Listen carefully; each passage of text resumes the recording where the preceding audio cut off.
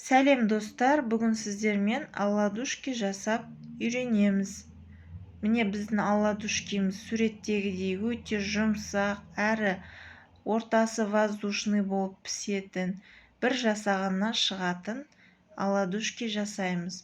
Ол үшін біз жұмыртқамен қантымыз ерігенше жақсылап араластырамыз. Үстіне сары майымызды, яғни маргариніміз алдын ала ерітілген, соны құямыз.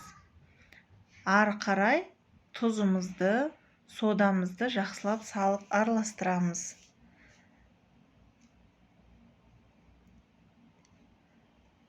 Айранды салған кезде реакция жүріп сәл көтеріледі. Егер ашыған айран болатын болса, ол бірнеше есеге көтеріледі. Ашыған айранда қолдың және магазиннің айраны да бола береді.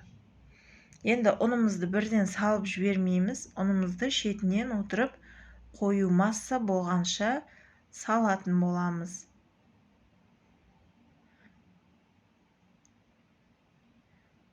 Әлі сұйықтау тестамыз. Тағы да ұн қостық. Енді қызып тұрған табамызға сәл май жағып, бір-бір қасықтан құйып пісіріп аламыз.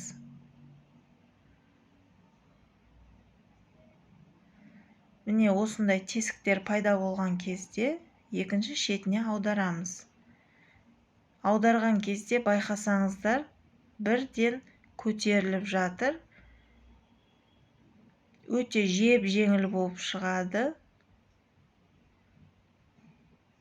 Міндетті түрде жасап көріңіздер. Міне біздің оладушкиміз осылай болып шықты. Арасы толық піскен. Міндетті түрде жасап көріңіздер.